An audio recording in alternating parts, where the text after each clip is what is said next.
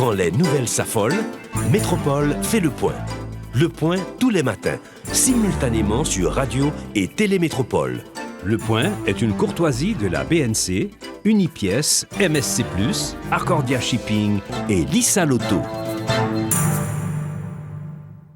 Madame, Monsieur, bonjour. Bienvenue à la rubrique Le Point de Radio et Télémétropole. Merci de votre fidélité, merci surtout de l'intérêt. Dans un premier temps, on va parler de la situation des migrants haïtiens en République dominicaine. Ils sont donc, depuis quelque temps, pourchassés par des militaires dominicains. On va en savoir pourquoi avec Jean-Michel Kawa, qui est notre correspondant permanent en République voisine. Et dans un second temps, on aura donc à accueillir Catherine Porter du New York Times autour de l'article publié la semaine dernière et qui fait encore des remous. L'article publié qui fait état de la situation économique catastrophique d'Haïti qui découle du paiement de la dette de l'indépendance indue exigée par la France. On va essayer d'avoir davantage d'explications avec Catherine Porter. Notre premier invité, c'est Jean-Michel Kawa, plus près de nous d'ailleurs en République dominicaine. Jean-Michel, bonjour et bienvenue. Bonjour à toutes et à tous les amis haïtiens. Alors, la situation, c'est quoi et pourquoi ? Alors, comme vous le disiez, ce qu'on appelle ici les redadas, les battues, les chasses à l'homme, visant les migrants en situation irrégulière, essentiellement les Haïtiens, se sont multipliés, se sont intensifiés au cours des derniers jours et je dirais des dernières semaines. Alors, les raisons, il y a plusieurs types d'hypothèses qui sont évoquées. Certains disent que l'aggravation de la situation économique, l'inflation qui s'est accélérée, notamment en raison de la hausse du prix de l'énergie, de l'essence, de l'électricité, etc., fait que le gouvernement, pour détourner l'attention, reprend cette chasse aux immigrants en situation irrégulière. Il y a eu également beaucoup de coupures d'électricité ici en République dominicaine ces derniers jours, alors que c'était un événement qu'on pensait appartenir au passé. Donc tout ça fait qu'il y a un climat qui s'est un peu détérioré, la délinquance, aussi la criminalité, a beaucoup augmenté ces derniers temps. C'est dans ce contexte qu'il faut voir ces incidents qui ont commencé pour la dernière période à la Ciudad Juan Bosch. La Ciudad Juan Bosch, c'est une ville nouvelle, une grande ville nouvelle qui a été construite sous les gouvernements du PLD, du Parti de la Libération dominicaine, à l'est de Saint-Domingue, donc dans la direction de l'aéroport international. Et c'est une grande ville qui a été donc construite, comme la plupart des constructions ici, par des travailleurs haïtiens, et où résident un certain nombre de migrants haïtiens et d'Haïtiens qui ont leurs documents en ordre, tout se passe bien. Donc, quand il y a eu la semaine dernière une opération menée par la direction de migration, une équipe de la migration est allée à la Ciudad Juan Bosch et elle a été reçue à coups de pierre par un petit groupe de migrants haïtiens qui évidemment devaient être en situation irrégulière. Donc, des vidéos ont circulé sur les réseaux sociaux où l'on voit quelques agents de migration battre en retraite sous une pluie de pierres lancées par des Haïtiens. Du coup, ça a créé toute une agitation médiatique, des cris de vengeance qui ont circulé dans les réseaux sociaux. Et la direction de migration a monté une grosse opération quelques jours plus tard avec des militaires où ils ont raflé 385 personnes, donc des Haïtiens, beaucoup en situation irrégulière, mais quelques-uns en situation régulière, et quelques-uns y compris des Dominicains qui se trouvaient là et qui étaient de couleur noire. Donc ça a provoqué également beaucoup de scandales, des deux côtés d'ailleurs. D'un côté, on a vu les milieux d'extrême droite nationalistes appeler à chasser tous les Haïtiens en situation irrégulière. Il y a même une milice qui s'est formée pour aller, soi-disant, chasser les Haïtiens de la Ciudad Juan Bosch, une milice qui s'appelle Antigua Orden Dominicana. Et puis, d'un autre côté, les défenseurs des droits humains, que malheureusement on n'a pas beaucoup entendu, mais certains ont quand même dénoncé ce qui se passait, notamment un jeune Haïtien qui vit ici, Rudy Joseph, qui lui a été victime de cette rafle, qui a été donc capturé par les agents de migration alors qu'il allait enquêter sur les violations de droits humains. Et bon, il a été libéré au bout d'une heure après avoir montré ses papiers, ses documents, mais il a pu quand même témoigner sur le fait que toute cette procédure d'expulsion se faisait de manière brutale. Et c'est également ce qu'a dénoncé Ana Maria Belliqué, qui, comme vous le savez, est une des militantes les plus connues, les plus en vue, des défenseurs des dominicains d'origine haïtienne qui ont été dépouillés de leur nationalité. Eh bien, Ana Maria Belliqué a également souligné que l'État dominicain avait le droit, évidemment, de faire respecter ses règles migratoires, sa législation migratoire, mais qu'il fallait que tout ça se fasse dans le respect des droits humains, ce qui, visiblement, n'a pas été le cas dans cette affaire de la Ciudad Juan Bosch. Il y a des vidéos qui ont circulé où l'on voit des agents de migration pénétrer dans des appartements en escaladant, en passant à travers des fenêtres. Donc il y a eu visiblement un certain nombre de violations des droits humains dans cette affaire. Il y a toujours eu des expulsions, des déportations même massives d'Haïtiens vers leur pays d'origine. Mais ce qui choque aujourd'hui, c'est l'opération musclée des militaires. On n'arrive pas à comprendre pourquoi étaient-ils obligés d'agir de la sorte.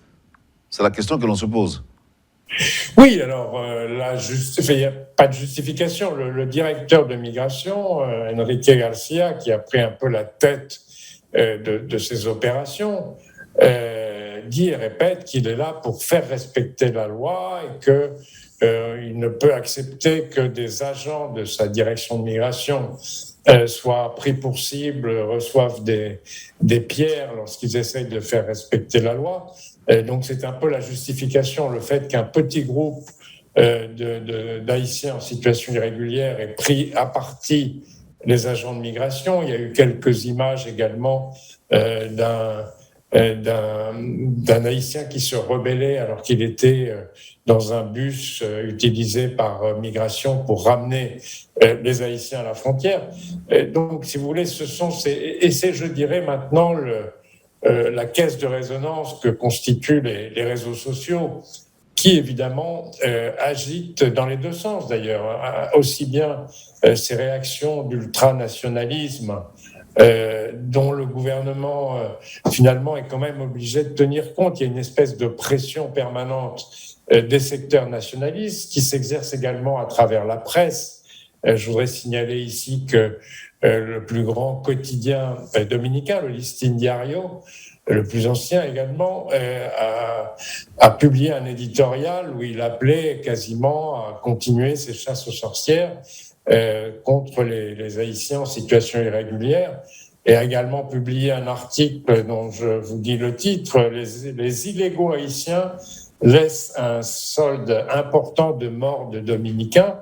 Et quand on lit l'article, en fait, il parle de l'affaire de la Ciudad Juan Bosch, mais on se rend compte, il cite un seul exemple de Ángel Danilo Matias Gómez, dont un propriétaire terrien de la zone de Montecristi, dont le corps sans vie a été retrouvé, et un de ses employés haïtiens, Wesley Teofilo Willy, a été accusé donc de l'avoir tué, probablement, comme ça se passe de temps en temps, pour des histoires de de paiement non effectués à des employés. Donc, vous voyez que le titre est évidemment trompeur, c'est de la désinformation dans le plus grand quotidien dominicain, et ça vous montre un peu ce climat qui incite le gouvernement finalement à continuer à ces rafles d'haïtiens en situation irrégulière, surtout, comme je le disais, dans ce contexte de crise économique, dans un contexte où pas de crise économique, l'économie dominicaine continue à croître, mais la population ressent l'inflation, ressent les coupures de courant, et il y a une certaine préoccupation donc provoquée par la crise internationale, évidemment provoquée par ce qui se passe en Ukraine et l'augmentation générale des prix de l'énergie et du transport maritime. Et parallèlement à ces rafles, Jean-Michel Kawa, il y a aussi des manifestations contre les Haïtiens. Alors oui, c'est ce que je vous disais, il y a un secteur ultranationaliste qui essaye d'agiter. Alors il y a un sentiment, je dirais, partagé quand on voit concrètement comment ça se passe. Les gens peuvent dire oui, il y a beaucoup d'Haïtiens, etc., protester. Et puis en même temps, dans pratiquement tous les immeubles maintenant, les gardiens sont haïtiens, beaucoup d'employés de maison sont haïtiennes, et la cohabitation se passe bien.